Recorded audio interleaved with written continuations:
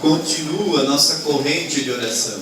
Nosso intensivo de espiritualidade durante 6 semanas, já estamos na 5ª, hoje, missa do pão, missa da partilha. Muitas graças com certeza já aconteceram, pessoas já me testemunharam transformações ocorridas no interior do coração, também no interior da família, sem contar outras graças de cura, libertação, momentos bem especiais têm acontecido. E de fato, coisas de Deus, o sinal eloquente de que Deus está agindo, ou melhor, que estamos permitindo Deus agir, é que cada vez mais a igreja está cheia, como eu gosto de dizer. O Evangelho foi bem claro que muitas pessoas iam ao encontro de Jesus porque viam os sinais, porque percebiam que ali estava então Deus, os milagres aconteciam, as vidas eram transformadas. O texto narra, eram 5.000 pessoas. Não chegamos ainda a 5.000, mas eu acho que vamos chegar. Não sei como, aonde botar tanta gente, mas vamos chegar a 5.000, porque as obras de Deus vão acontecendo e acontece também uma corrente do bem. Alguém vem, é tocado, e aí já faz propaganda para outro. Opa, eu fui lá e fui tocado, e assim vai. As coisas de Deus, a melhor propaganda das coisas de Deus somos nós mesmos, quando nós queremos partilhar. Hoje a missa da partilha, partilhar com Deus, com as pessoas, as coisas boas que Deus faz em nossa vida. E Deus age, Deus faz coisas maravilhosas na vida de todas as pessoas. Mas Ele respeita a nossa liberdade, aqueles que querem, aqueles que o buscam, e que abrem o coração, e que vão cada vez mais se sintonizando com Deus, pela espiritualidade, pela oração, vão percebendo esta ação de Deus. Ele sempre age em nossa vida. Só que muitas vezes nós não percebemos esta ação porque o nosso coração não está tão sintonizado com Ele, está muito preocupado com muitas coisas daqui da terra. Ou porque os nossos olhos têm como que uma escama e não conseguem perceber essa ação de Deus. Às vezes vão perceber só quando passam por uma grande dor, uma grande perda, e na dor acabam percebendo a ação de Deus. Mas Deus não age só na dor. Na dor, em especial, Ele dá uma atenção maior, podemos assim dizer, se é que podemos assim dizer. Mas em todos os momentos bons ou ruins, Deus está agindo em nossa vida. Age de maneira muito silenciosa, muito sutil, mas com muita ternura e com muito amor. Por isso é necessário que nós, seres humanos, ainda mais no mundo em que vivemos, com tanto barulho, com tanta gente, com tanta preocupação, com tantos afazeres, que nós tenhamos esses momentos, assim como que oásis no meio do deserto, para como que treinar os nossos ouvidos a ouvir Deus, como que treinar os nossos olhos para que eles não tenham essas escamas e se tornem de fato olhos espirituais para ver a ação de Deus nos pequenos gestos, nos pequenos detalhes, nas pequenas e grandes coisas da vida. Treinar o coração, porque é um treinamento também, é um hábito. O que é um hábito? Você vai repetindo uma determinada ação e ele se torna um hábito. Depois que se torna hábito, você dificilmente consegue se livrar daquele hábito. Assim como o hábito ruim, o hábito bom também. O ruim, por exemplo, você tem um hábito, sei lá, tem um vício qualquer, ou o hábito da fofoca, o hábito da mentira, o hábito da sexualidade desregrada, o hábito de comer demais, o hábito de ficar falando mal da vida dos outros, o hábito de ser uma pessoa insegura. Então, de tanto você repetir aquela ação, se torna um hábito.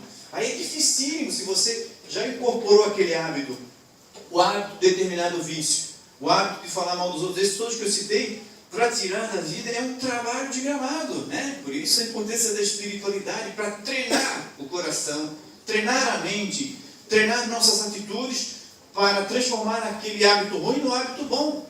Assim como a oração, você começa a rezar, aí no início dá um pouco de preguiça, mas de tanto repetir a oração, de tanto vir à missa depois que se torna um hábito, quando você falta, fica faltando algo, não é assim? Claro, quando se torna um hábito, esse hábito positivo, não fui à missa hoje, fica aquele vazio no coração, fica faltando algo. Por isso a missa também é um hábito, deve tornar-se um hábito. A oração, quando você é uma pessoa que reza bastante, chega uma hora que você fica, se você não rezar, vai ficar faltando algo naquele dia, como que uma comida sem tempero. Então temos que nos exercitar nos hábitos bons. O hábito de ser afetivo, ser carinhoso com a família. Nem sempre nós somos capacitados, não fomos treinados, às vezes, para exercer a arte do afeto. E nós sabemos o quanto o afeto é importante numa família, o quanto o afeto é importante para que a pessoa não seja animalesca, digamos assim, não tenha instintos animalescos, mas seja cada vez mais humana. Então não seja tão bronca, mas seja lapidado. O afeto é super importante. Se tem tanta coisa ruim no mundo é porque está faltando afeto. As famílias que devem ser o laboratório do amor nem sempre estão conseguindo ser o laboratório do amor. É só perceber, a maioria ou todos os problemas das pessoas começam na família. Se a pessoa não recebeu esse laboratório, se não fez essa experiência da oficina do amor na vida familiar, ela vai levar isso ao longo de sua vida, ficou faltando. Então, o afeto é importante, mas como tem gente que não sabe ser afetuoso, tem que treinar o afeto. Dizer eu te amo também, para muitas pessoas não é nada fácil. Elogiar para muitas pessoas não é nada fácil. Tem gente que é especialista em destruir com a palavra, mas elogiar parece que tem que se superar. Hábito, então, treinamento. Aqui estamos neste treinamento de 6 semanas. Muitas graças podem acontecer, mas a maior graça é isso: transformar um hábito ruim num hábito bom, em algo que possa me edificar como pessoa, possa me fazer ser melhor, sentir Deus pelo treinamento do coração, pelo treinamento dos olhos, pelo treinamento dos ouvidos, por que não também pelo olfato, porque existe o cheiro de Deus. Sabia que Deus tem cheiro?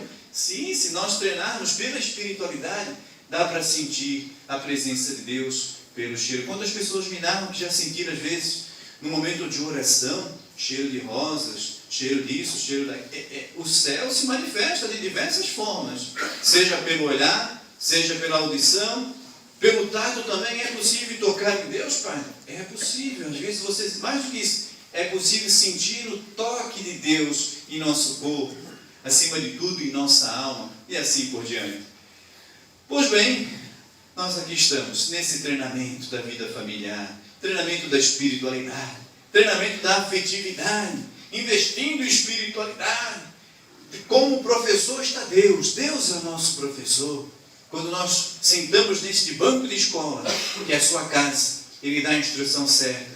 Mas, assim como na sala de aula, se o aluno está desatento, a professora pode ser a melhor professora do mundo, mas se o aluno não está treinado para ouvir, se ele está preocupado com outras coisas, não vai entrar nada na cabeça daquele aluno, não vai entrar nada no seu coração.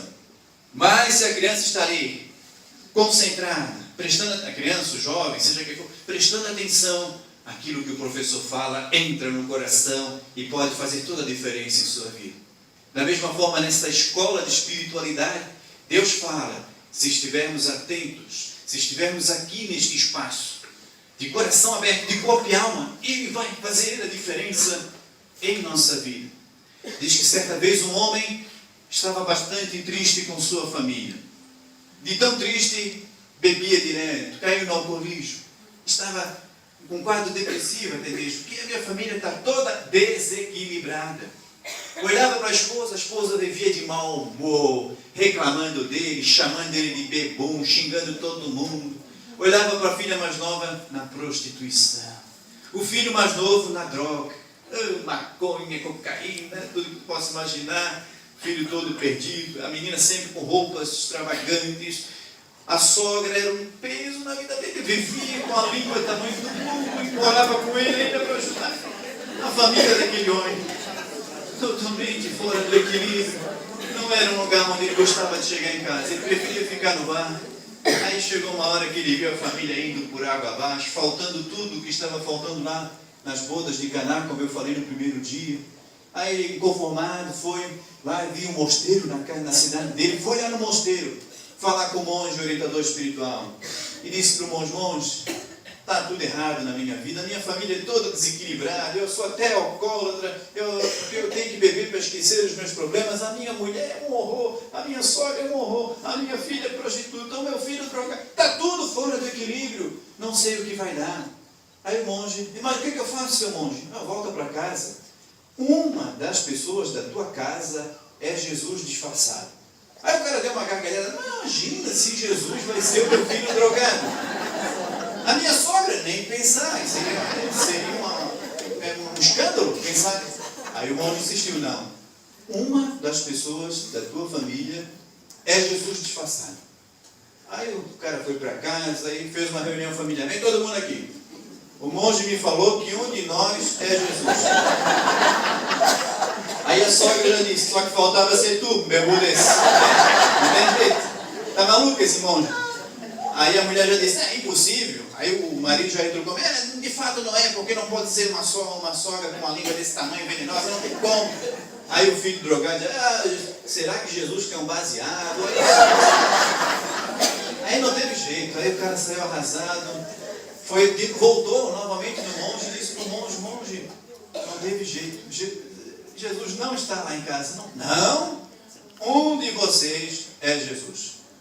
Aí ele foi para casa, reuniu todo mundo, aí falou mais sério, aí todo mundo começou a se questionar, poxa, mas vai, o monge é um homem santo, ele não mente, se ele teve essa inspiração, vai que realmente Jesus é um de nós aqui. Aí a sogra começou a pensar, meu Deus do céu, será que pode ser o meu genro? Mas ficou com a pulga atrás da orelha, mas pensou, mas vai que é, né? Vai que é. Aí começou a tratar o genro bem, né? Porque vai que é Jesus, quando eu estou quase morrendo, vou chegar, vai. Aí começou a tratar bem. O genro pensou a mesma coisa, vai que é a minha sogra, começou a ser gentil com ela. A esposa começou a pensar, vai que esse meu filho drogado, vou dar um carinho melhor para ele. Aí assim, o irmão tratando, e começaram a se tratar melhor, com mais carinho, porque qualquer um deles poderia ser Jesus. E aquela família foi salva, voltou a ter equilíbrio e harmonia. Claro que isso é uma metáfora, né? Porque na verdade, em cada família, cada pessoa tem Jesus. Jesus está disfarçado, Deus está no coração de cada ser humano que mora dentro de nossa casa. Eu tenho certeza, se Jesus aparecesse aqui agora, que me desse chega para lá e ficasse aqui, sei lá, a reação de vocês seria diversa. Muitos iriam se ajoelhar diante dele, todos iriam querer beijar a mão de Jesus, todos iriam ser muito carinhosos. Não é assim, se Deus aparecesse aqui, imagine qual seria a tua reação diante de Deus, em carne e osso aqui. Eu imagino que no mínimo seria que nem quando as pessoas descobriram que Jesus era Deus. Por exemplo, a samaritana, a mulher lá, a adúltera, entrou na casa onde Jesus estava chorando, lavou os pés dele, enxugou com os cabelos, era um carinho danado. As pessoas que descobriam que Jesus era Deus passavam a amá-lo profundamente, se tornavam muito sensíveis, delicadas, amorosas, afetuosas com ela. É isso que nós temos que descobrir, e se esta campanha conseguiu despertar em você isso, mesmo que você tenha vindo só na noite de hoje, se você sair daqui pensando, Jesus, ou melhor, Deus está nas pessoas com as quais eu convivo, seja na pequena família, célula máter, né? Ou nas outras células da sociedade da qual eu faço parte, meu local de trabalho, o meu condomínio, o meu bairro. Se eu passo a tratar todo mundo vendo nele Jesus Cristo, vendo nele Deus, e tratá-los como eu trataria o próprio Deus, como eu quero tratar Deus quando chegar lá em cima, a harmonia volta, o equilíbrio volta. A palavra pecado, dentre muitas traduções, uma tradução bem boa, bem profunda, é desequilíbrio. O pecado original foi um desequilíbrio da ordem natural. Ou seja, Deus em cima, né? O ser humano tem que estar ao nosso lado, inverteram tudo isso, né? Colocaram Deus do lado, às vezes colocam Deus nos pés, o ser humano que era para tal lado passa também para debaixo dos pés, inverte-se a ordem das coisas, por isso o desequilíbrio acontece, por isso a paz vai embora, por isso não se respeita o outro, não se respeita o espaço do outro, o mundo do outro, não se leva em consideração que o outro não pode ser sempre da mesma forma, ele é instável, pode hoje estar bem, amanhã pode não estar, ele pode passar por problemas, ele pode fazer um quadro de estresse, ele não é, ninguém é super-homem, ninguém consegue ficar 80 anos nesta vida terrena sempre com o mesmo astral, sempre com o mesmo estado psíquico, sempre com o mesmo humor. Ninguém consegue ser forte o tempo inteiro, até os mais fortes tem hora que choram, até os mais santos tem hora que pecam também. Só no céu haverá essa plenitude de fortaleza, de bondade e de amor. Então, enquanto caminhamos nesta terra, temos que saber que os seres humanos, hoje podem estar bem, amanhã podem não estar, hoje podem ser santos, amanhã podem não ser. A Bíblia diz que quem está de pé, cuide-se para não cair. E de fato, é assim. Então, se eu passo a tratar o outro, seja quem for, como imagem e semelhança de Deus, eu vou ser fraterno, eu vou partilhar, eu vou buscar oferecer a Ele tudo aquilo que Ele precisa para ser mais ser humano, mais feliz, Não tem como não ter paz numa família em que todo mundo se trata com o amor de Deus. É difícil, Padre? Claro que é, com certeza. Mas por isso estamos aqui. Se fosse fácil, não precisaríamos estar aqui. Então, para aprendermos, para treinar os nossos sentidos, para criar o hábito da santidade, para criar o hábito do amor ao próximo, como a si mesmo, a síntese da Bíblia é: ame ao próximo como a si mesmo. Ninguém maltrata o seu próprio corpo, só se for uma pessoa doente, masoquista. Mas uma pessoa normal não vai se espetar, não vai machucar o seu próprio corpo, vai cuidar do seu próprio corpo. Então, cuidar do outro, oferecer a outro aquilo que eu quero oferecer ao meu próprio corpo. Esse é o nosso Deus. É isso que Deus quer de nós. O Deus que é ternura, o Deus que é bondade, o Deus que tem sensibilidade, o Deus que é afetivo, que se deixa tocar, um Deus que exerce um poder de atração. Como a presença de Deus atrai as pessoas. As pessoas são atraídas por Deus.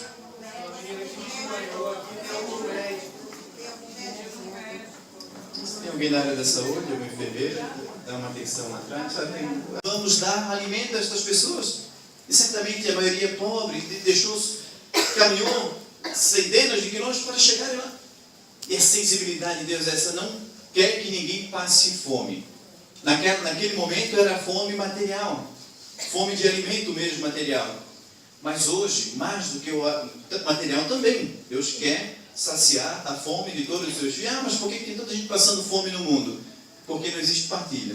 Se houvesse partilha, Deus providenciou para que tem tudo no mundo para que todos possam fartar-se e não passar fome. Se há gente passando fome é porque tem gente comendo demais, tem gente acumulando. A gente sabe que esse é o pecado. De novo, o desequilíbrio. Quando a gente é tocado por Deus, alimentado em nossa fome existencial, espiritual, emocional, quando Deus sacia nossa fome de felicidade, se de fato é Deus, se de fato nós encontramos Deus, nossa sensibilidade nos leva à partilha. É o que Jesus ensina no Evangelho de hoje. E é a grande mensagem da missa de hoje também. Ele percebeu os famintos de seu tempo. Famintos de uma bênção, famintos de carinho, famintos de Deus, famintos do pão material. Ele instiga os discípulos, termino com isso. Como é que nós vamos alimentá-los? Aí alguém sabiamente responde: temos aqui 5 pães e 2 peixes. 5 mais 2, 7. 7 na Bíblia significa totalidade. Ou seja, colocaram tudo o que tinham em comum. Qual foi o resultado? Com a bênção de Deus, Jesus olhou para o céu, abençoou. Todo mundo comeu e sobraram 12 cestos. 12 até então naquela cultura é como se fosse o mundo inteiro. 12 eram as 12 tribos de Israel, era o povo de Deus. Ou seja, quando com a inspiração divina, a partilha, tem o necessário para todo mundo e ainda sobra. A mensagem é esta: se você tem um bom padrão de vida, glória a Deus. Se está passando por necessidade, glória a Deus também. Mas o segredo para a felicidade e para que todos sejam saciados é partilhar. Partilhar o pão. Hoje nós vamos partilhar esse pão aqui.